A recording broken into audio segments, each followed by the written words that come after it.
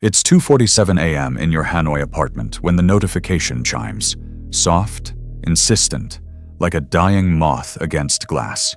You're alone, just the blue glow of your phone and the fading growl of motorbikes 12 stories below.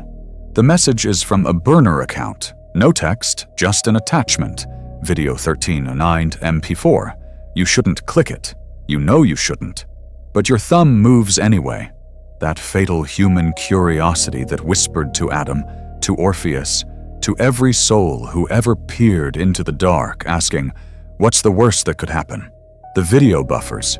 Then, him, the victim, Nguyen Xuan Dat, eyes already resigned, kneeling in a concrete room that reeks of antiseptic and old meat. The figure in the mask moves with the awful precision of a surgeon who skipped medical school and went straight to the part where they teach you how to take apart a man while keeping him conscious enough to feel it. The world knows this footage from 2025, knows the debate.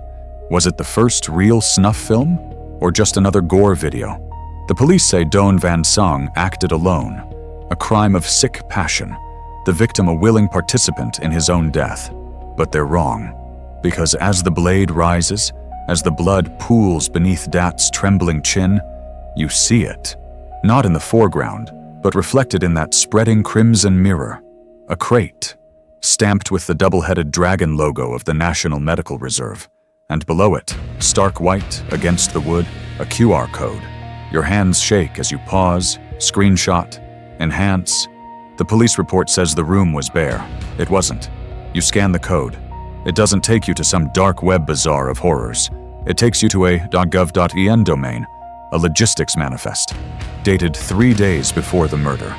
Medical Waste Disposal Unit, Langsan Province, delivered to private contractor. The official story is a single act of madness. The evidence says supply chain. You pack a bag while the city sleeps, your press credentials feeling heavier than they should. You tell yourself you're chasing a scoop, the kind that wins Pulitzers and gets people killed. But somewhere in the back of your skull, a voice you don't recognize is screaming. When you opened that file, you didn't just witness a murder, you placed an order. Langsun doesn't greet you like a place that wants visitors. It receives you the way a locked room receives a locksmith, with stubborn silence and the quiet promise that if you get inside, you will not like what you find. The air is wet enough to chew. It clings to your clothes, your hair, the back of your throat.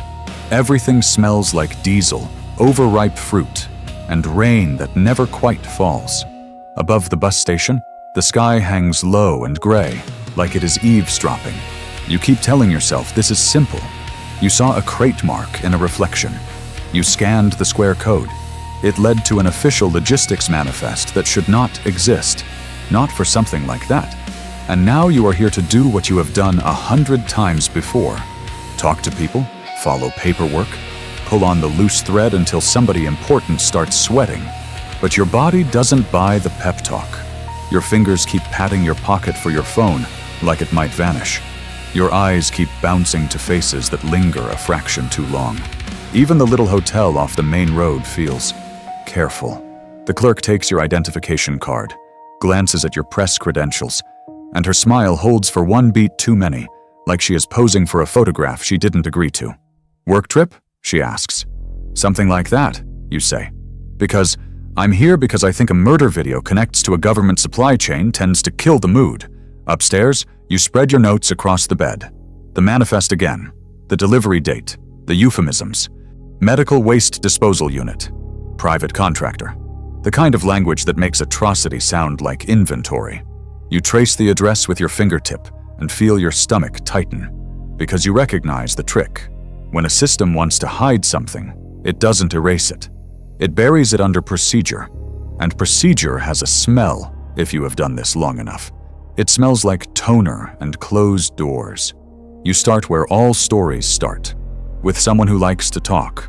The tea shop sits on a corner that should be loud. Motorbikes, vendors, a school spilling out teenagers like marbles from a bag. But inside, it's dim and cool, and the owner pours tea with hands so steady you find yourself watching his wrists instead of his face. Old habit. You saw the 13-9 tattoo on the arm in the video. Now you see tattoos everywhere, even on bare skin. He notices your hesitation and gives you a small, tired smile. "You are not from here," he says, not accusing, just stating the obvious. "You can tell?" "You look up," he says. "People here look down. It is safer."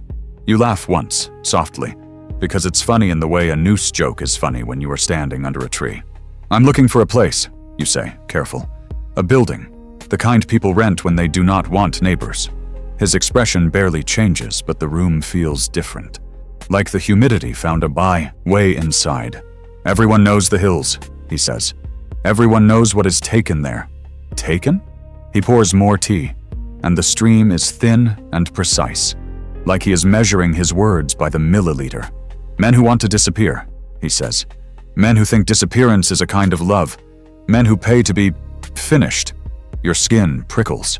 You think of Nguyen Xuan Jat, the victim, the reports about his online posts, the way the internet can turn despair into a marketplace.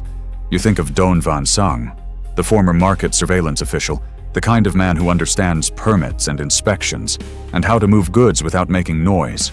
You lean forward. "Do you know where?" For the first time, the owner hesitates. Then he reaches under the counter and produces a small scrap of paper.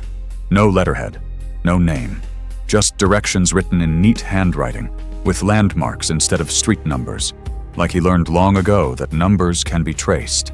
"A cold storage building," he says. "Used to hold meat. Now it holds other things. Go in daylight.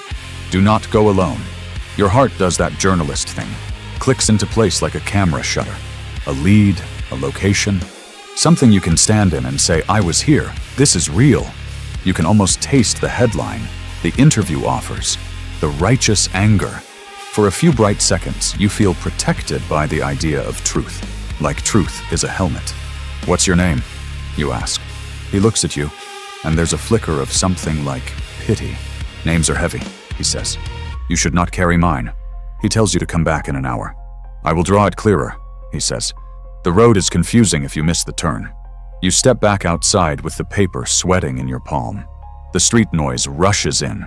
Life continues. A kid laughs. A vendor argues over price. For a moment you feel ridiculous for being afraid. For a moment you feel like you might actually win.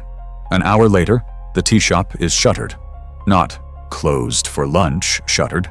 Not "owner stepped out" shuttered. The metal gate is down like a guillotine. The chairs inside are stacked with fast, sloppy haste. The little sign in the window is gone.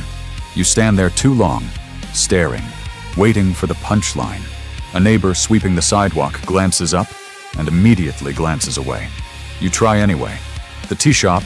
He went to visit relatives," the neighbor says quickly, as if reciting something he was told to memorize. "He will not be back soon." "Today?"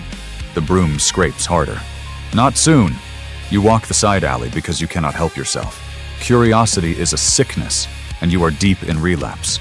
The alley smells like wet cardboard and old cooking oil. Halfway down, something black lies near a drain. A phone. The owner's phone, you realize, because the case is the same faded blue you saw when he set it down to pour tea.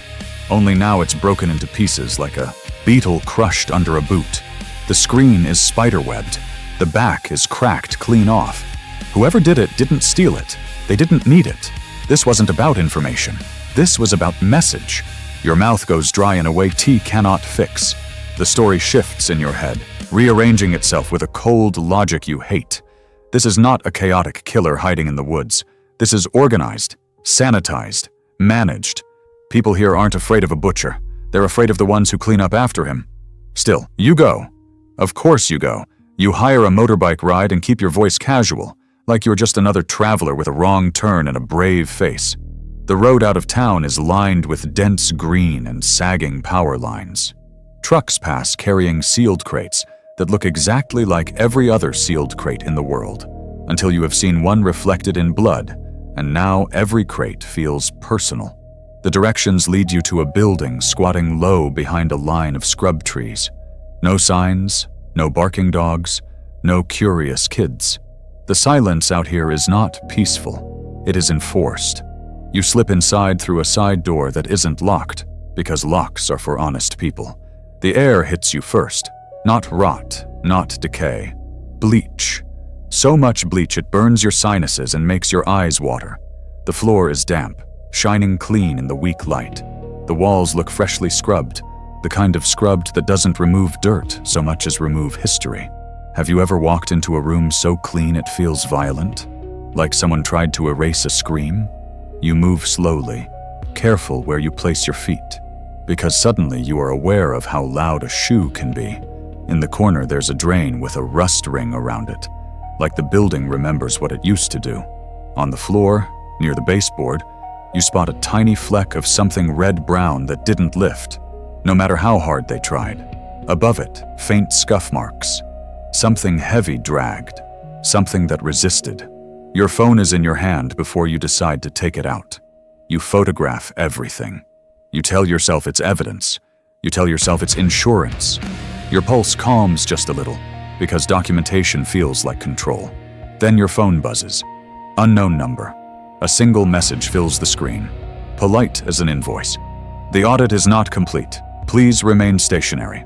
For a second, you do not understand what you are reading. Audit? Stationary.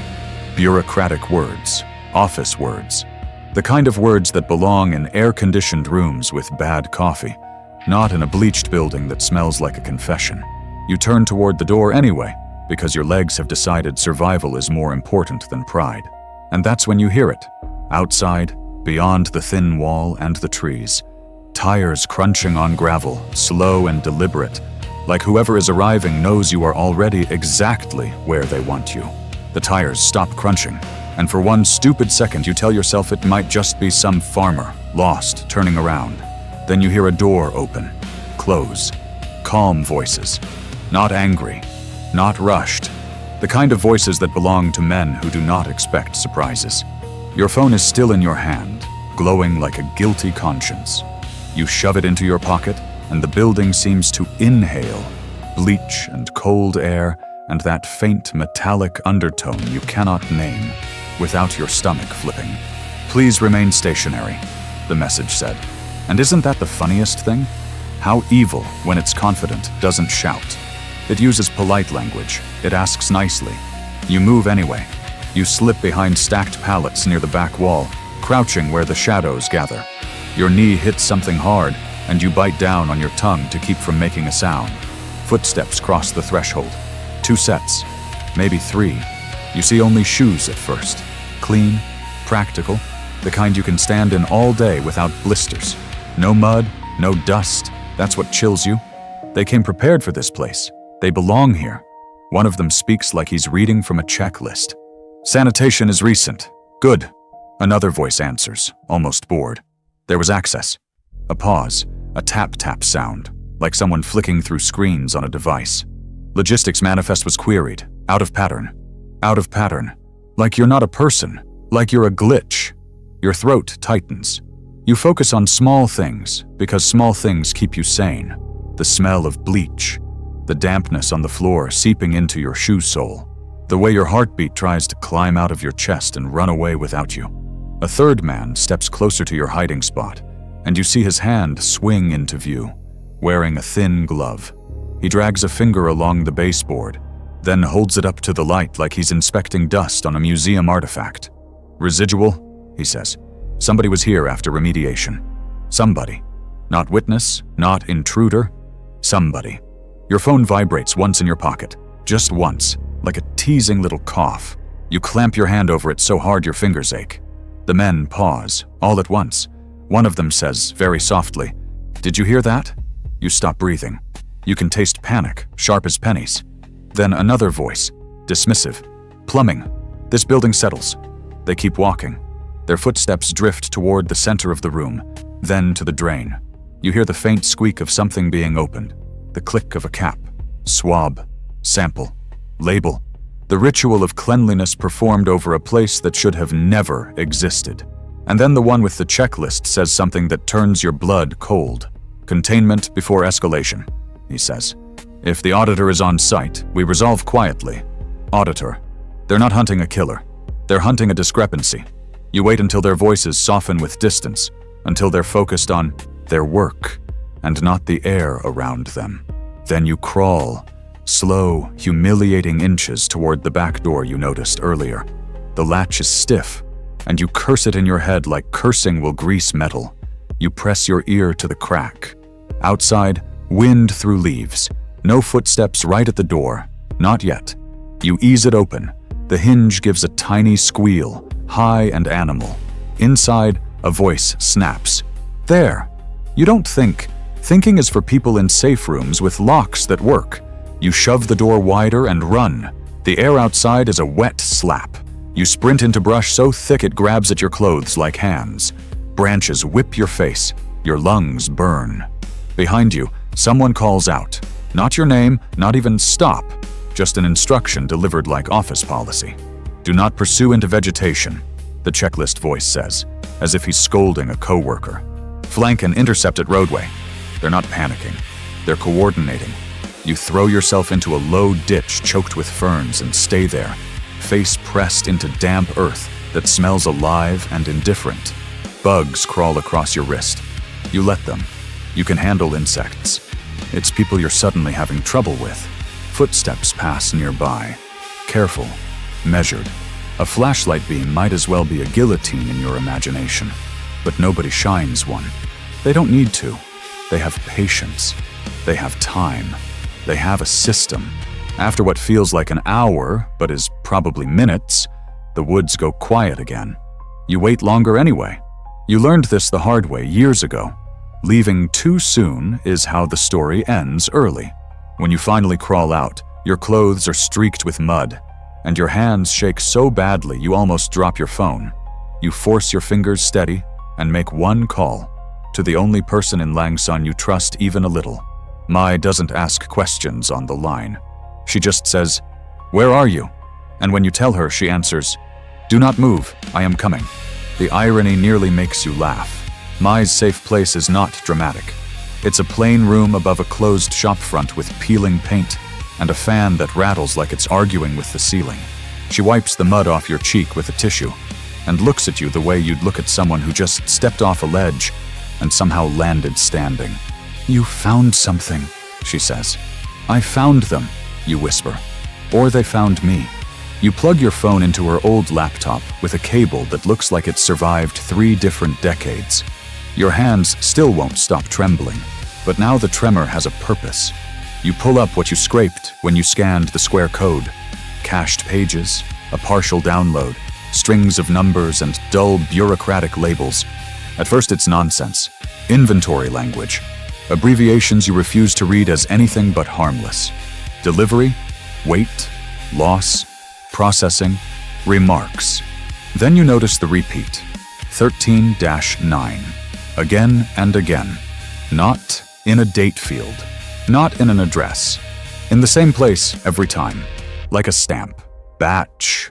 Your mind clicks into gear, the way it always does when it smells structure. You sort by column, you filter.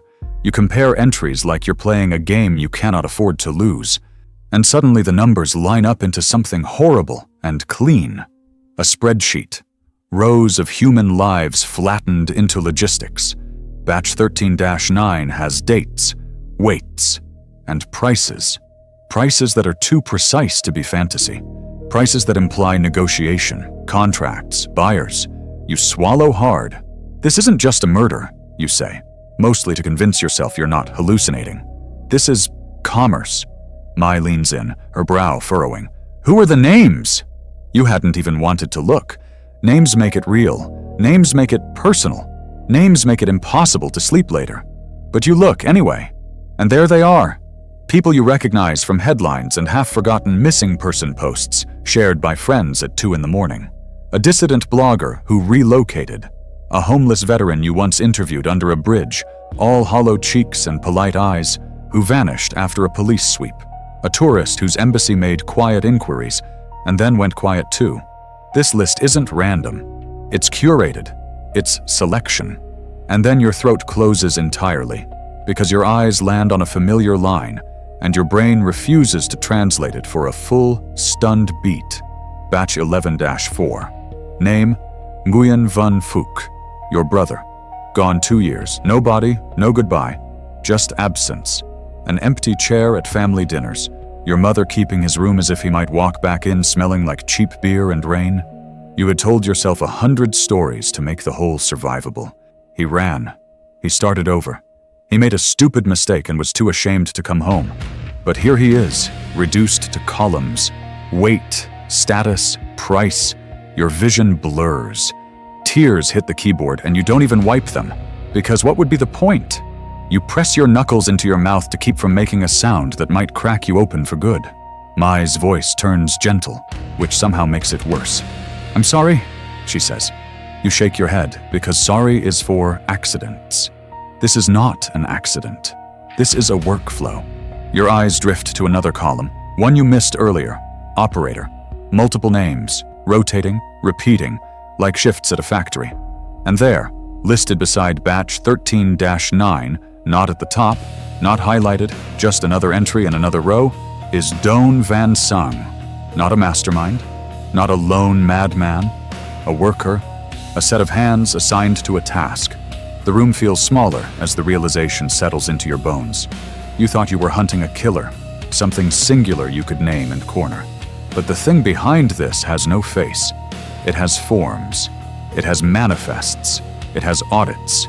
You reach for your phone to back everything up, to send it to someone, anyone, before your courage collapses. The fan stops. The laptop screen flickers. Then the power cuts completely, snuffing the room into darkness so sudden it feels like a hand clapped over your mouth. In the black, your phone lights up with one new message from an unknown number, bright as a blade. Shift begins now. Darkness is not the scariest part. The scariest part is how fast your brain adapts to it. How quickly you start making plans in the same blackness that, a minute ago, felt like a hand closing around your throat. Your phone glows again with that message, clinical and smug. Shift begins now. Mai doesn't scream. She doesn't even curse. She just exhales through her nose like somebody spilled tea on paperwork and says, "They cut the power on purpose, to make you move. And if we don't?" Her answer is immediate. Then we become an entry. You scoop your notes, your cables, the laptop that now feels like a brick, and you both leave through the back stairwell. No drama, no hero speech, just two humans trying to stay off a list that already knows your name. Outside, Longson is damp and dim, the streets slick with old rain, and every parked car looks occupied until you're close enough to see its only shadows. Mai keeps you off main roads. She moves like someone who grew up learning which corners have ears. After a while, the buildings thin out, replaced by warehouses with blank faces and locked gates, and the air turns colder as you climb toward the border hills.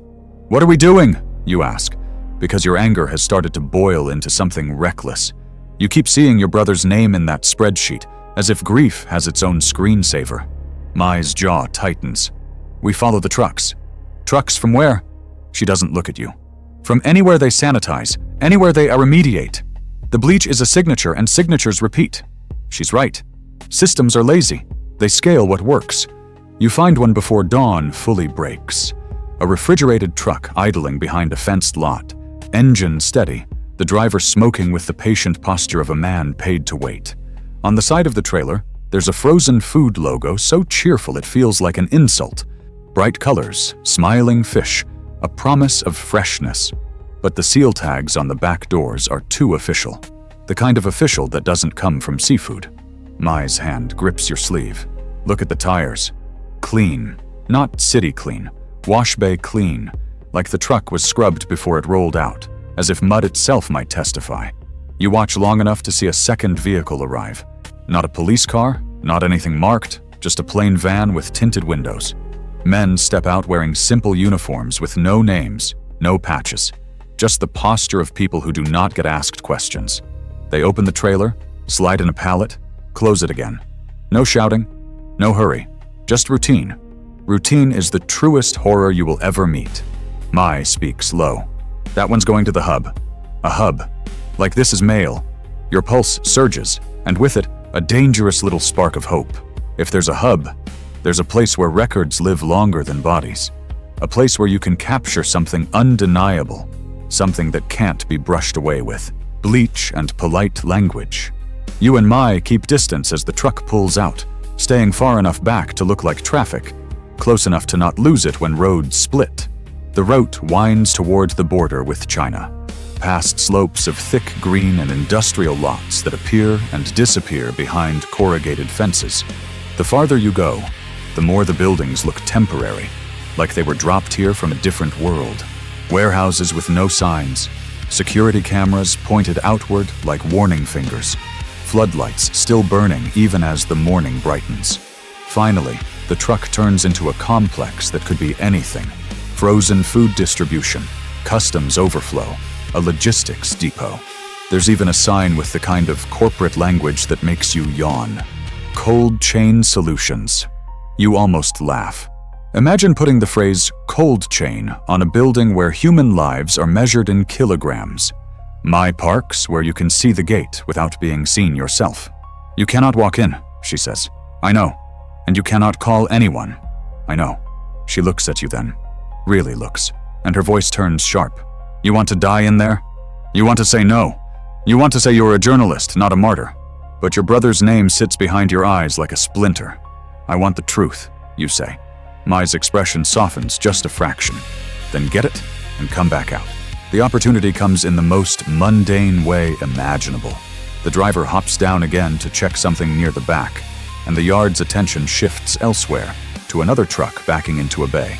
You move with Mai's timing, not yours. She points. You slip into the shadow of the trailer as if you belong to it, as if you are just another thing being delivered. Inside, the air is refrigerated and stale. Your breath comes out thin. You crouch between stacked cartons labeled for seafood export, the kind of packaging designed to look harmless even when it's lying. The truck lurches forward, and for a second you think, this is it. This is the moment it all pays off. You're inside. You're past the gate. You're a needle in their haystack. A stupid human thrill lifts you, bright and fragile. Then the trailer stops again. Voices outside. A scanner beep. A man says, seal intact. Another replies, log it. And you feel that thrill curdle because you understand what they mean by log it. Not a clipboard note. Not an innocent record. A life becomes a line. A line becomes a batch. A batch becomes a shipment. When the doors finally open, you're hit by a different kind of cold. Not temperature, but atmosphere. Sterility. The kind of air that has been filtered until it doesn't smell like anything living. You slip out when backs are turned, keeping low along stacked pallets and metal shelving until you find stairs leading up to a narrow catwalk. Your hands grip the rail, and you force yourself not to look down yet. You delay opening a medical result you already know will ruin your day. But you look. Below you is not a dungeon. It's a facility that looks like a hospital, and a factory had a baby. And the baby grew up without ever learning the word mercy. Bright floors, stainless counters, rolling beds moving along lanes marked with arrows like an airport. Workers in sealed suits drift from station to station with the bored efficiency of people assembling electronics. They don't talk much. They don't need to. The process speaks for them. On one wall, a row of screens displays numbers and statuses in neat columns. Incoming, cleared, deferred, released. The words are so ordinary you almost miss what they're doing, turning a human end into a product milestone. You spot labeled containers, medical-grade coolers stamped with the same government reserve logo you saw in that reflected crate. There are destination tags, too, printed and clipped like shipping labels. Most are codes, but one is plain enough to make your stomach drop. Executive Health Program, not black market, not street crime. This is policy. A wheeled bed enters from a side corridor. The staff call the person on it a donor, and the word lands in your brain like a lie told by a smiling mouth. The donor's face is partly covered. They're sedated, maybe consenting, maybe coerced. Your mind scrambles through possibilities because it would rather do that than accept the simplest truth. The system doesn't care which it is, as long as the paperwork matches. Then you see him, Doan Van Song. Not in a mask, not theatrical. Just a man in a clean shirt with sleeves rolled to the forearm, holding a clipboard like it's a menu. He's standing near a workstation with a paper cup of coffee, talking to another supervisor. His posture is relaxed. His laugh is small. He looks ordinary. That's the part that makes your skin crawl. The tattoo is there when he lifts his cup. 13-9, inked on skin that doesn't tremble at all. He checks his watch, makes a note, and nods toward the incoming bed. And in that nod, you feel something in you break. Not a scream, not a sob. A colder thing. The realization that Song is not the story's villain. He's a manager on a schedule. You raise your phone with hands that won't stop shaking, forcing it to record, to capture labels, faces, the screens, the coolers marked for officials who will go home afterward and kiss their children goodnight with clean mouths. A laugh escapes you. Tiny, accidental, the kind you make when your brain cannot hold the absurdity anymore. But in this place, even a tiny sound is a contamination event. Your breath catches, your throat tightens, and below, Sang stops mid-sip. He doesn't look angry. He looks annoyed, like someone found a hair in his soup. He taps his earpiece with one finger, eyes lifting to the catwalk with slow certainty, and says, "Security. Contamination in Sector 4. He looks directly up at you. Doan Van Sang looks up at you like you are not a person, not an enemy, not even a problem with a face. You are a spill, a smudge on a stainless floor. "Security," he says into his earpiece, still calm, still mildly annoyed. "Contamination in Sector 4. That word, contamination, hits harder than any insult. It strips you of everything human in one clean syllable. Witness becomes hazard. Journalist becomes bio-waste. You back away from the catwalk rail, heart hammering so loud you're sure the workers below can hear it. Your phone is still in your hand, still recording, still trying to be brave on your behalf. For half a second you consider throwing it down onto the floor below, like a message in a bottle. But bottles shatter. Evidence disappears. And you have learned the oldest rule of controlled places. Nothing falls unless someone signs off on it, so you run. The catwalk narrows ahead, metal under your shoes, railing cold and slightly damp. Behind you, doors open with soft efficiency and footsteps begin. Measured, unhurried, certain. Not a stampede, a procedure. You find stairs and take them 2 at a time. The air down here is colder, filtered, and it smells faintly sweet under the antiseptic, like plastic warmed by machinery. You hit the corridor, and the world turns into white walls and identical doors, each one promising either exit or trap. In slasher movies, you can at least tell where the danger is because it wears a mask and carries something shiny. Here, the danger wears a badge and carries a clipboard. A worker in a sealed suit rounds the corner, sees you, and doesn't scream. He doesn't look surprised. He simply reaches for you like you're a stray dog that slipped a leash. You duck under his arm and keep moving, shoulder clipping the wall hard enough to sting. Your breath comes fast, loud in your ears, and you hate that too. Hate that your own body is betraying you with noise. You pass a windowed room and glimpse rolling beds and equipment and people moving with practiced hands. Nobody looks up. Nobody wonders why a stranger is sprinting through the guts of their facility.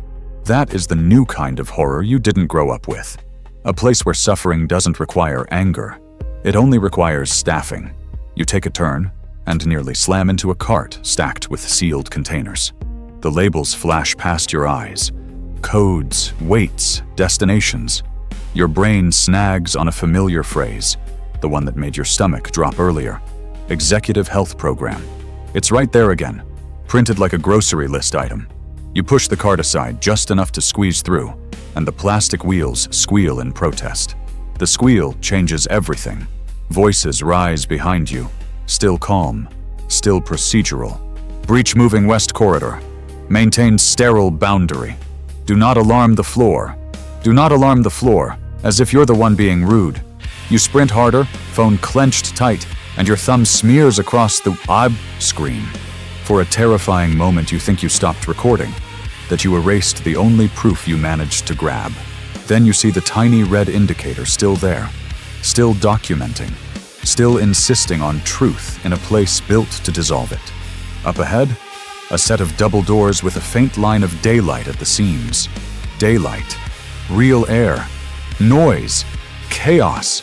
The beautiful mess of the outside world where people can still pretend they're safe. You slam into the doors and shove. They don't move. You shove again, panic lending you strength. Nothing. Of course, because in real life, doors don't open just because you need them to. Doors open because somebody with authority decides you're allowed through. Somewhere, some policy exists for this exact moment, written by someone who has never run for their life. You fumble along the wall for a release, a button, anything. Your fingers find only smooth paneling and a small sensor plate that might as well be laughing at you. You glance back and see them at the far end of the corridor. 2 men in plain uniforms. No name patches. No hurry. They walk like they've done this before, like they'll do it again after lunch.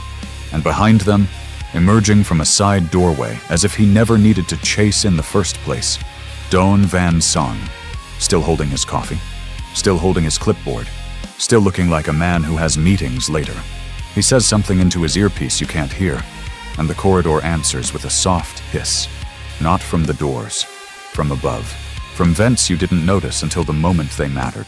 The air changes. It thickens, like humidity turned syrupy. Your first breath burns faintly, not painful, just wrong. Your second breath makes your thoughts stumble. Your legs feel suddenly distant, like they belong to someone else and they're considering resigning. You try to step forward and your knees wobble. You try to lift your phone and your arm drifts down, heavy, disobedient. "Hey," you croak, and it comes out pathetic, small. Not a battle cry, not even a threat, just a human noise. Your body folds to the floor, slow as a puppet losing its strings.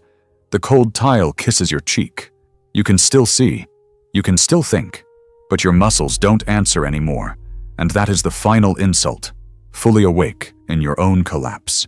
Sang approaches at an easy pace and crouches beside you, close enough that you can smell coffee on his breath over the antiseptic. He doesn't gloat. He doesn't monologue. He doesn't even look pleased. He pulls out a tablet, points it at your face, and watches the screen like he's checking produce quality. "Heart rate elevated," he mutters, more to himself than to you. "Adrenaline high." His eyes flick to your throat, your pulse jumping there like a trapped thing. "Spoils the meat," he adds, with the weary irritation of someone handed extra work. You want to spit at him. You want to scream your brother's name. You want to demand to know where Nguyen Van Phuc went, what they did, who signed off, who benefited. But your tongue feels thick and slow, and the words stick behind your teeth. Sang reaches into a pocket and produces a small plastic clip, bright yellow, the color of caution signs and cheap toys. He fastens it to your ear with quick, practiced fingers. The pressure stings for a second, then fades into a dull throb. There's a tiny printed number on it. Clean, official, final. Sang stands, already bored of you, and nods to the men behind him. "Move to holding," he says. "Flag is new intake." New intake. Not arrest, not detention. Intake. They lift you onto a rolling bed like your luggage, strap you down with soft restraints that feel almost kind, and push you through hallways that all look the same until you stop trying to tell them apart. You pass doors marked with words that pretend to be harmless: quality, sanitation, compliance. And every label reads like a prayer to bureaucracy. When they wheel you into the holding room, you understand what the word inventory really means. It's not cages, it's not chains, it's people lined up in a space designed for waiting. Some sit on benches with eyes empty, staring at nothing like their minds already fled. Some whisper prayers. One man sobs quietly into his hands, trying to make himself smaller, trying to become invisible in a place that measures everything.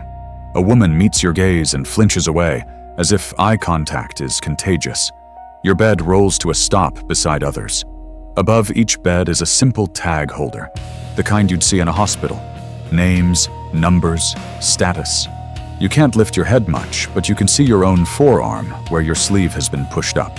A patch of skin has been shaved clean. Not wounded, prepared, and faintly, like a draft of a signature waiting for ink. There's a stencil pressed against your skin. Batch 1310. You try to move. You try to fight. You try to do anything that proves you're still you. but the gas in your bloodstream has you pinned inside your own body like a bug in amber. Your eyes drift to the corner of the room, drawn by a tiny, persistent blink. A camera, mounted high, patient, unblinking in the way machines are unblinking. It hits you all at once, sickeningly clear. You didn't infiltrate a secret facility. You walked onto a set. The sedative deepens, dragging your thoughts down like wet cloth. The last thing you see, right before your eyelids finally give in, is that small light blinking in the corner. Steady, expectant. You aren't the investigator anymore. You're the next file, and the recording has already started. You wake up the way you wake from a bad fever dream. Not all at once, but in humiliating little pieces. First comes the taste, chemical and bitter, like you licked the inside of a hospital sink. Then the cold, pressed into your cheek, seeping through bone. Then the dull ache in your ear where that bright yellow clip pinches cartilage like a reminder you can't peel off. Your eyes open, tiles, grout lines, a floor so clean it feels aggressive. You try to push yourself up and your arm actually listens this time, which would be good news if your wrist didn't feel heavy, like your body is wearing invisible sandbags. The sedative is fading, but it's not leaving politely. It's dragging its nails on the way out. The air smells of antiseptic and human sweat that's had nowhere to go. Unwashed bodies. Fear. That faint sweetness again underneath it all, like plastic warmed by machines. You're not in a single holding room anymore. This is communal. A waiting room with no receptionist and no magazines, just people. Some sit with their backs against the wall, knees pulled tight, eyes open but not looking. Some whisper to themselves in the soft, repetitive way people do when they're trying to keep their minds from breaking. One man keeps rubbing the spot on his forearm where skin has been shaved, like he's trying to erase it with friction. You look down at your own forearm. The shaved patch is still there, smooth and pale against the rest of your skin. The stencil you saw earlier has darkened, as if time made it more official. Batch 1310. Your stomach turns. You reach up to your ear and touch the plastic clip. It's real! It's printed with tiny text you can't quite focus on yet, but you don't need to. You already know what it says the way you know the ending of a story once the villain stops hiding. You search your pockets with clumsy fingers. No phone, no press credentials, no notes. Of course not. Those were never going to survive intake. A laugh threatens to climb up your throat. Small, hysterical, useless. Imagine being the kind of person who believes evidence alone changes anything. Imagine believing the truth is a key. Here, the truth is just another item they can tag and shelve. Someone coughs in the corner. A thin sound. Dry. You turn your head and see him. Gaunt, mid-30s maybe, hair cropped close like it was done in a hurry. His eyes are sharp in a face that looks like it's been living on air and dread. He watches you the way you used to watch a source, measuring whether you're safe to speak to, whether you'll fold under pressure. He nods once, almost imperceptible, toward your arm. First item, he murmurs. Your throat is raw. What? He glances up toward the ceiling, then toward a dark dome in the corner. Camera housing, like a glossy black eye pretending to sleep. He lowers his voice anyway. Batch 13-10, he says. Item 1, that's you. You swallow hard. Who are you? Oh, tired smirk flickers across his face. I used to keep the eyes open, he says. Information technology, cameras, logs, access control. I wrote the little rules that tell doors when to say no. He says it with a bitterness that tastes familiar. You've heard that tone in whistleblowers and ex-employees, and people who discovered too late that competence is just another thing a system can exploit. How did you end up here? You ask. I asked the wrong question, he says. And there's that subtle humor again, the kind that keeps you from screaming. Same as you. You shift closer, careful, pretending you're just trying to get comfortable. In this place, every movement feels like it could be misinterpreted by a machine. What is this? You whisper. What are they doing? He stares at your shaved arm like it's a ledger. You've seen the marketing, he says. The videos, the ones people argue about online like it's a movie they can rate. Your skin prickles at the word marketing. It makes it worse. It makes it normal. The videos are bait, he continues, for the dark web elite. Proof of authenticity. Proof the supply is real. But the real money isn't the video. He tilts his head toward the hallway beyond the locked door, like he can hear the building breathing. The real money is on demand. Medical, international clients, wealthy people who have problems time doesn't solve. Officials who don't want to wait on lists, so the list gets adjusted. Your mind flashes to the labels you saw. Executive health program. Your stomach dips like an elevator cable snapped. And sang? You ask. Though you already know the answer is going to hurt in a new way. The man's eyes narrow. Middle management, he says. He checks boxes. He believes in quality. He believes stress changes the chemistry, cortisol, adrenaline. He talks about fear like it's seasoning. You feel your fingers curl into the tile grout. My brother's name was in the batches, you whisper. And your voice cracks on the word brother like your throat is trying to reject it. Nguyen Van Phuc. The man's expression softens for a fraction of a second, and then it hardens again, like softness is dangerous here. I'm sorry, he says. And it sounds like he means it, which almost makes you angry, because sorry is a candle in a wind tunnel. He leans closer. There is one blind spot, he murmurs. A real one. Not on the floor, on the feed. During shift change, the camera system reauthorizes. Old habit, old infrastructure. They never fixed it because nobody escapes long enough to matter. Hope tries to rise in you, thin and shaky. Pathetic little thing. But it's there. When? You whisper. He keeps his eyes down like he's praying. 3 a.m, he says. A minute, maybe less. That's the only time the eye blinks. Your pulse kicks up again, and you immediately hate yourself for it. Because he just told you fear helps them, and you can feel your own body cooperating, flooding you with chemicals like it's trying to be useful. How long until then? You ask. His gaze flicks toward a clock you can't see. Hours, he says. Too many. The waiting swells. It's the worst part. Worse than running, worse than being tagged. Waiting turns your imagination into a weapon pointed inward. Every minute becomes its own small torture device. Then the door buzzes. The whole room reacts like a single animal. Heads lift, bodies tighten. A woman near you draws in a breath so sharp it sounds like it hurts. The door opens, and 2 guards step in, not carrying guns, not swinging batons, just holding tablets like they're taking lunch orders. Their uniforms are plain, their faces are bored, their calm is obscene. One of them reads without looking up. Batch 13-9, Item 4. The woman beside you stands immediately, as if a string yanked her upright. Tears spill down her face, but she makes no sound. No begging, no bargaining. Just a silent shaking that makes her look younger than she is. You want to reach for her, to say something, anything. But your hand stays on the floor, useless. Your mouth stays shut, traitorous. Fear isn't heroic. Fear is selfish and quiet. A guard guides her out with a light touch on the elbow, the way you'd guide someone to a seat at a restaurant. The door closes. For a moment there is nothing but breathing. Too many people trying to breathe quietly in a place designed to hear everything. Then, through the vents, you catch a faint mechanical buzz. Not loud, not dramatic, just steady, like dental equipment, only lower, more industrial. A sound that says this building has jobs to do. The man in the corner exhales. They always do it fast, he whispers. Efficiency is the religion here. You stare at your ear tag until your eyes can focus. Batch 1310, Item 1. Next. The certainty hits you like a physical weight. Not panic, something colder. Inevitability, the kind that makes your thoughts move slower, like they're wading through mud. The information technology man nods toward the wall. Look, he says. You follow his gaze. There's a screen mounted high, the kind you'd expect in a waiting area. Except what it shows isn't news. It's a live feed of a sterile room. Bright, clinical. People in sealed suits moving with the same practiced indifference you saw on the floor below. And there, small on the screen but unmistakable, is the woman who just left.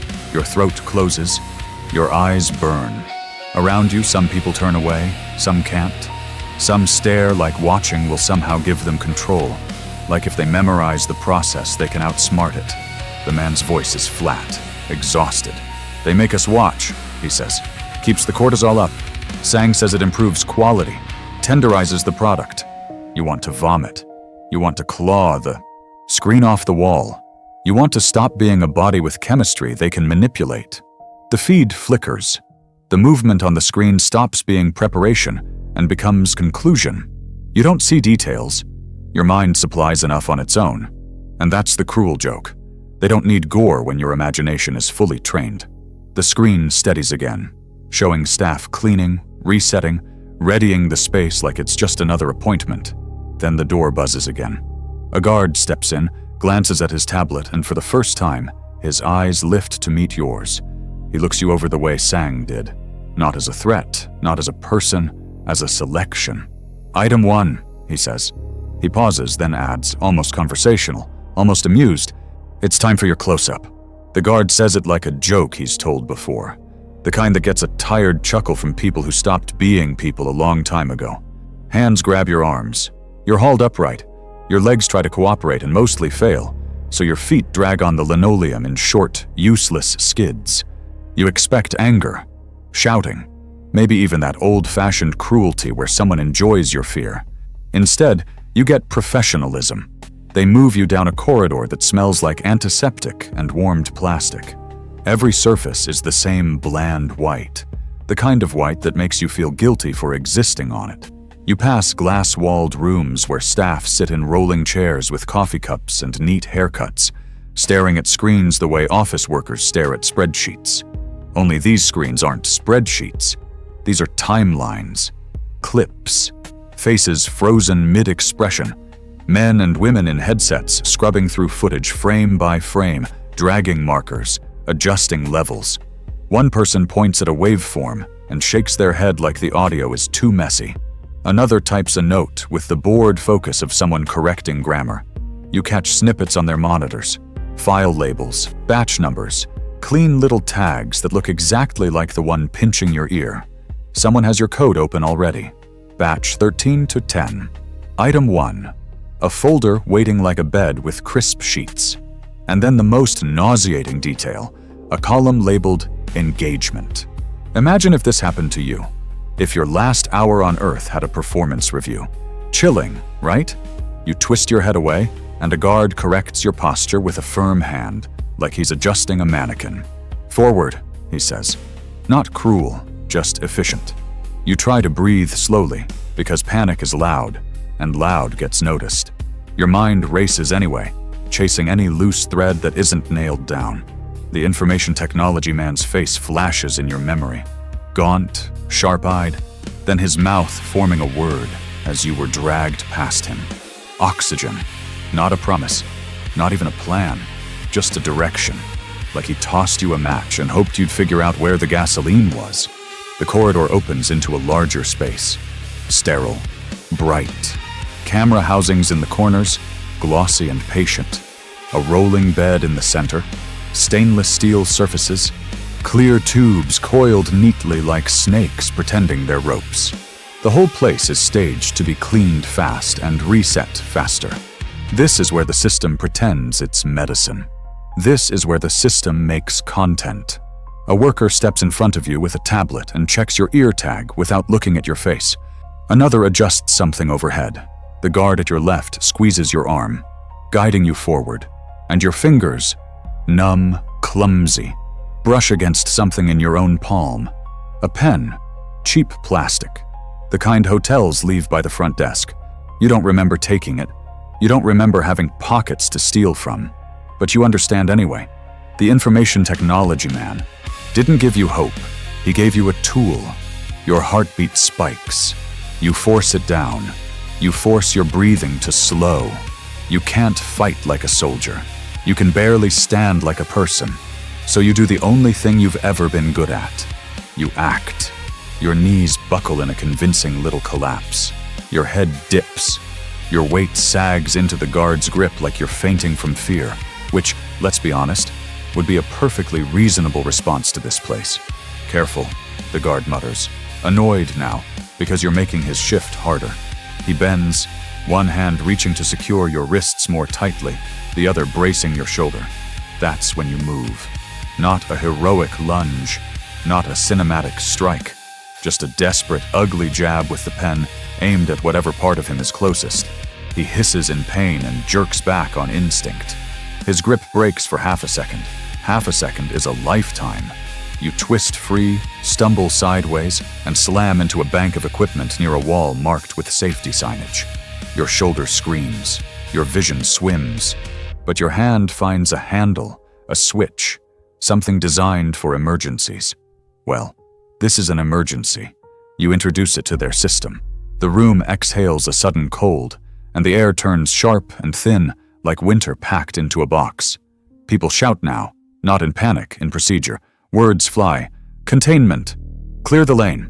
Protect the inventory. Inventory. That's you. In the confusion, a guard drops his keycard. It skitters across the floor like a little piece of fate. You scoop it up with fingers that barely work, snatch the nearest tablet off a counter, and run. Your body moves like it's borrowed. Too heavy. Too slow. Every step a negotiation between muscle and will. Behind you, someone barks. Stop! And it's the first human word you've heard in here that isn't a label. You burst into the corridor, lungs burning, eyes watering. Doors blur past. White walls, white floors, white, like the building is trying to erase you while you're still inside it. Then the public address system clicks on, calm as a bedtime announcement. Don Van Song's voice fills the hall, measured and mildly irritated, like you missed an appointment. Item 1 has breached containment, he says. Lethal force authorized. Do not damage the kidneys. You almost trip just from the absurdity of it. Imagine being hunted with quality control notes attached. Imagine your life reduced to a list of parts they'd prefer not to dent. Alarms begin to flash at intersections. Doors you passed seconds ago seal with soft clicks. Somewhere, heavy boots start moving. Not running, walking, unhurried, certain. Sang doesn't chase like a man afraid you'll get away. He hunts like a man offended you tried. You take turns at random because logic belongs to maps and you don't have one yet. You slam your shoulder into a door and it doesn't budge. You swipe the keycard at another. And, mercifully, it opens with a green light that feels like the first kindness you've seen in hours. Inside, cold air and a steady hum, a room packed with tall cabinets of blinking machines. The server room. The building's brain. You shove the door shut behind you and drag a metal cart in front of it. Breath coming in ragged pulls. Your hands shake so hard you can barely hold the tablet. The screen is locked for a second, then opens to a dashboard with menus that pretend this is just logistics. You stab at icons until you find what you need. Client list. The names aren't names, they're codes, titles. Code names that sound like flowers and temples and committee rooms. Executive health program repeats like a chorus. There are delivery routes, payment confirmations, notes marked priority, notes marked discretion. And there, buried deeper, you find the batches. Batch 11-4. Nguyen Van Phuch, your brother. Your throat tightens. The record is a single line, as cold as the tile you woke up on. Status, transferred. Destination, Sector 0. Sector 0 isn't on the map. Of course it isn't. You swipe again, frantic, and finally the facility layout loads. Hallways, checkpoints, locked doors, safe zones for staff. Your blinking location marker sits in the server room like a trapped insect. You search for exits. One is sealed. One requires an authorization level you do not have. Another routes you straight through a checkpoint labeled sterile screening, which is just a prettier phrase for getting caught. And then you see it at the very bottom of the map, tucked behind a service corridor like an afterthought. Disposal chute. A one-way route leading down into the incinerator basement. Your mouth goes dry. You stare at the screen, then at the room, then back to the screen, as if reality might change its mind if you look at it hard enough. Outside the door, the heavy boots stop. A voice speaks close to the metal, almost conversational. Item 1, Sang says, and you can hear the faint smile in the way he says your number. You are making a mess. You look at the cart blocking the door. You look at the tablet full of proof. You look at the only exit left, one that drops into the place where they burn what they cannot file. And you realize you are about to choose between being found or being disposed of. Doan Van Sang's voice is right outside the door. close enough that it turns the thin metal into a drum. You are making a mess. The cart shudders as something heavy leans against it. Not a slam, not rage. Pressure, steady, patient, certain. You look at the tablet in your hands, at the client list glowing like radioactive truth, and then you look at the map again, at the one-way line labeled disposal chute. It feels like the building itself is offering you a joke. Congratulations, you found the exit. It just happens to lead directly into the place where they burn problems. Your fingers find the latch behind a server cabinet, half hidden, like they didn't expect anyone to use it from this side. Heat breathes up through the seams, carrying the smell of ash and sterilizer. The air down there is older than the air up here. It tastes like endings. The door behind you groans again. The cart scrapes a few centimeters across the floor. They're coming in. You open the chute. The opening is narrow and slick, metal worn smooth by years of things sliding down that were never meant to climb back up. You swing your legs over, clutching the tablet to your chest like it's a life jacket, and drop. For a split second, there's nothing.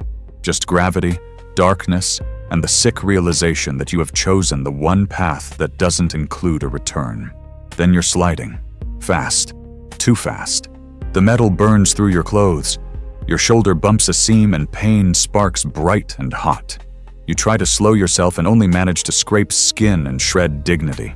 The chute curves and the air grows warmer and thicker until it feels like you're being swallowed by a furnace's throat. You hit the bottom hard. Ash puffs up around you in a dirty gray cloud, and you cough, gagging, eyes watering. Your palms sink into something soft and powdery that clings to sweat like flour. Your knees ache, your ribs ache. Everything aches like your body is filing complaints all at once. When your vision clears, you see where you are. Basement, concrete, pipes, thick insulated ducts that thrum with heat. The light down here isn't bright. It's a constant orange bleed from behind grates and cracks, like the walls are holding their breath around fire. The air shimmers slightly, and every inhale feels like borrowing time from something that doesn't want to lend. You push yourself up, tablet still in your grip, and your foot crunches on something that shouldn't crunch. Not a rock, a fragment, pale, curved. You don't let yourself stare too long, because staring is how your mind falls into a hole it can't climb out of. You tell yourself it could be anything. You tell yourself lies the way children tell themselves the dark is just a room with no lights. And then you smell it, and your lies die quietly. The incinerator isn't a single furnace with a dramatic mouth. It's worse. It's industrial. Multiple units lined up like appliances. Conveyor belts, collection bins, signs in cheerful safety colors reminding staff about gloves and eye protection, as if the real danger is a splinter. You move along the wall, keeping to shadows out of habit, though you know shadows don't help much against cameras. Somewhere above you, footsteps thud, and you imagine Sang watching a map the way you just did, seeing your dot descend into the basement like a rat dropping into a trap. Then you spot it, set into the far wall, half hidden behind stacked bags of absorbent material and a cart of cleaning supplies. A service hatch. It's not heroic looking. It's not lit by destiny. It's just a rectangle of metal with a handle and grime around the edges where hands have used it 1,000 times. The kind of exit nobody films because it's too ugly for the story. Your pulse lifts anyway. Night air, trees, mud, a world that doesn't smell like antiseptic and ash. You grab the handle and pull. It sticks at first, then gives with a reluctant scrape. Cold air pours in, damp and alive, and it hits your face like mercy. For a moment you just breathe it, greedy and shaking, like someone who's been underwater too long. You climb through, dragging yourself out into dense brush behind the warehouse complex, where the ground is soft and wet and smells like soil and leaves instead of chemical clean. Freedom is not a trumpet blast. Freedom is a lungful of air that doesn't burn. You start crawling, because standing feels too tall, too visible. You push through ferns and mud, tablet tucked under your chest. You can see the facility lights through the trees. White rectangles, sterile and distant, like a ship you escaped that hasn't noticed its cargo is missing. Then you hear it. A scream. Not a random scream. Not an animal. A human voice, ragged and desperate, cutting through the night like a wire. Your whole body locks. Because you recognize the pitch, the rhythm, the thin edge of exhaustion under terror. The information technology specialist. The man who told you where the eye blinks. The man who gave you oxygen as a word and hope as a weapon. You freeze in the mud, heart hammering, and you feel the moral math begin. Cold, fast, brutal. If you keep crawling, you might get out. You might reach signal. You might send the client list and the map and the batch records into the world like a grenade with the pin already pulled. You might expose the whole machine. Every official destination tag, every executive health program, every neat little code that turns people into inventory. And if you go back, you might die in the ash with the rest of their problems. You might lose the tablet. You might become batch 1310 again, cleanly resolved. The scream comes again, closer now, and your mind does a hateful trick. It overlays your brother's name onto that sound. Nguyen Van Phuc, batch 11-4. A line item, a vanished chair. You turn around? Of course you do. You crawl back through the hatch and into the basement heat. Teeth clenched so hard your jaw aches. The air down here feels angrier now, like it knows you tasted escape and came back anyway. You follow the sound past the furnaces, past the carts, past the ash bins, until you reach a service corridor lit by a single buzzing fixture. 2 guards are there, dragging someone by the arms toward the furnace lane. The information technology specialist's head lolls. His feet leave faint streaks through the ash. He makes a sound like he's trying to breathe and failing. Please, he rasps. The word breaks something in you. You don't plan. You don't strategize. You just act, clumsy and desperate, because you're not a soldier and you never were. You grab a loose piece of pipe from a pile of discarded parts and hurl it across the corridor. It clatters loudly, drawing heads, drawing attention, buying you the smallest slice of chaos. 1 guard turns. There! You surge forward anyway, reaching for the man's wrist, trying to pull him back, trying to be stronger than panic and heat and system. A sharp crack splits the air. A hot punch slams into your shoulder and the world tilts. Pain blooms so fast it's almost clean. A bright, ugly flower opening inside your arm. Your fingers go numb. The pipe you threw feels like a lifetime ago. You stagger, dropping to one knee, tablet slipping but somehow not leaving your grasp. The guards rush you now, and you finally see what you were too hopeful to see before. The information technology specialist isn't fighting. He isn't trying to stand. His eyes are open, but there's nothing behind them. The scream you heard, the one that hooked your heart and reeled you back in, comes again, exactly the same, from a speaker mounted high in the corridor. Recorded, looping, like a sound effect in an editing bay, like marketing. You look down at the man's ear tag, and through the haze of pain, you read the tiny printed words beneath the number. Audit asset. Your stomach drops so hard it feels like falling down the chute all over again. You fumble the tablet screen with your good hand, and, as if to confirm the punchline, a notification sits there in neat, cheerful text. Behavioral audit complete. Empathy response recorded. You weren't just escaping. You were being measured.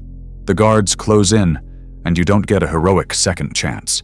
You get mud and adrenaline and animal panic.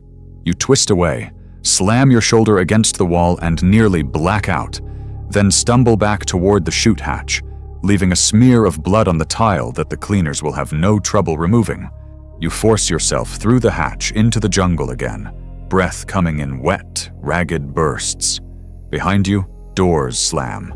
Shouts, commands, the facility waking up fully. Flashlights stab through the trees like searching fingers. Dogs bark, sharp, eager, trained. Somewhere, Sang's calm voice carries over the night. Not angry, just disappointed, like you failed a test you didn't know you were taking. You crawl, then limp, then half-run through mud that sucks at your shoes. Every step sends lightning through your shoulder. Your vision pulses at the edges. The tablet's signal indicator is dead. No bars, no connection. Of course, even truth needs a tower. And then you see it on the ridge ahead. A blinking red light, distant but steady, marking a cell tower against the dark sky like a lighthouse for the damned. It's far, a mile, maybe more, uphill through wet jungle with dogs behind you and blood soaking your sleeve. You clutch the tablet to your chest, grit your teeth, and start climbing anyway. Because if you fall unconscious before you upload this, you didn't escape. You only postponed your own entry. The jungle does not care that you are bleeding. It does not care that your shoulder feels like it has been filled with broken glass. It does not care that dogs are somewhere behind you, turning your panic into a game they were trained to win. The jungle is ancient, patient, wet, and utterly unimpressed by human tragedy. Mud grabs at your shoes like it wants to keep a souvenir. You climb anyway. Each step uphill is a negotiation. Your lungs beg for air. Your legs threaten mutiny. Your wounded arm hangs close to your ribs, useless. And every time it swings wrong, you see white for a second. Bright, clean, sterile white. Like the facility followed you out here and painted itself onto your nerves. The blinking red light on the ridge is small and far, the kind of thing you'd never notice on an ordinary night. Now it feels like the only star you're allowed to wish on. You keep thinking about the tablet against your chest, sealed in your grip, the client list, the batches, executive health program, Sector 0, your brother's name sitting inside that machine like a bone in a throat, Nguyen Van Phuc. You tell yourself you're climbing for him, for every name you saw flattened into a line item. Then your mind, cruel as always, reminds you. You also climbed back into the furnace basement for a man who was already dead, for a scream that was recorded, for a test you failed by being human. Your foot slips on wet roots. You catch yourself with your good hand, and pain lances through your shoulder so hard you bite down on your own tongue. Blood fills your mouth, metallic and hot. And suddenly you're not in the jungle anymore. You're back in the waiting room, watching that screen, watching a woman disappear because a tablet called her number. Your brain starts doing that thing brains do when they're running out of fuel. It tries to make patterns out of chaos. Faces appear where there are only leaves. A jawline in a tree knot. Eyes in the dark gaps between branches. For half a second, you swear you see your brother standing between two trunks, looking at you with that same tired expression he used to wear when he knew you were about to lecture him. You blink, and it's just rainwater on your eyelashes. You keep going. By the time you reach the tower, you're shaking so hard you can feel your teeth chatter. The tower rises above you in a skeletal lattice, blinking red like a warning that never ends. At its base sits a small maintenance shed with a metal door and a padlock that looks comically ordinary for something that suddenly feels like the gate to salvation. You stagger to it, palm flat against the cold metal, and notice a sticker on the door. A contractor name, a logistics code. It matches the manifest. Of course it does. You almost laugh again. Small and broken. The same people who moved crates and stamped batches also built the roads, cleaned the rooms, and maintained the signal that makes the modern world feel safe. This isn't a hidden conspiracy in the shadows. This is infrastructure. You don't have time for poetry, though. You need signal. You force the door. The lock gives with a sharp snap that echoes too loudly in the wet night. Inside, the shed smells like dust and warm electronics, like overheated plastic and old metal. There's a terminal mounted to the wall, cables bundled neatly, labeled ports, warning signage that assumes the person reading it has the luxury of caution. Your hands fumble. You drop the tablet once and nearly sob, but it survives. Stubborn little brick of truth. You find a cable, jam it into place, and stab at the screen until a menu appears. Maintenance access, diagnostics, a clean little interface that pretends the world is predictable. You hit send. Not to one place. Not to one person. You don't trust any single door anymore. You scatter it the way desperate people scatter seeds. To journalists, you know, to foreign outlets, to public drop boxes, to anyone who might mirror it before someone in a clean uniform decides it never happened. A progress bar appears. Upload started. 10%. Your heart jumps like you just heard a miracle. Then it slams back down into dread because you know how long a minute can be when you're bleeding and hunted. 20%. Rain ticks on the shed roof. Your breath comes loud. You try to quiet it anyway, because the fear of being heard has fused into your bones. 30%. You press your forehead to the cool wall, eyes squeezed shut, and whisper your brother's name like it's a spell that might keep you upright. 40%. Outside, a branch snaps. You freeze, every muscle tightens. A shadow moves past the shed window, just a darker patch of night. You can't tell if it's a guard or a tree swaying. Your mind votes guard. Your mind always votes worst case now. 50%. Then the door swings inward with effortless force, like your tiny padlock was a polite suggestion. Doan Van Song stands there, rain dotting his hair and shoulders, looking annoyingly human. No mask, no theatricality. He's just a man who had a long shift and found a problem that refuses to stay filed. In one hand, he holds a heavy cleaver, broad-bladed, the kind used for meat. Not a weapon designed for war, a tool designed for work. He looks at the terminal, then at the tablet cable, then at you, and his mouth curls into something that isn't quite a smile. "You think the internet will save you?" he asks. His voice is calm, tired, like he's scolding a coworker for leaving a mess in the break room. You lift the tablet slightly, as if it's a shield. Sang steps in, boots quiet on the shed floor, and adds, almost conversational, "Who do you think provides our bandwidth?" The words land heavy. Your stomach twists.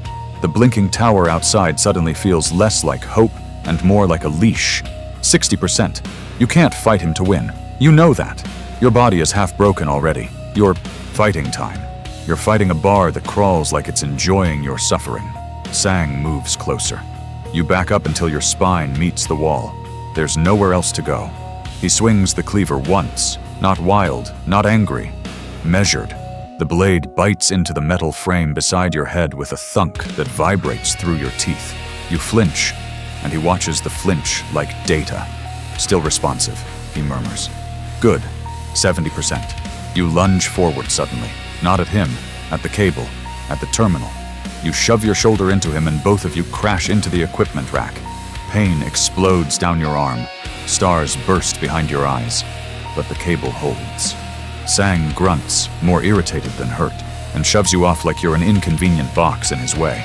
The cleaver flashes again. Something hot rips across your leg, an instant line of agony that makes your knee buckle. You bite down on a scream so hard you taste blood again. He steps in, looming, and for the first time his calm feels personal, like he's offended you made him leave the facility at all. 80%. You grab a fistful of wet dirt from the shed floor.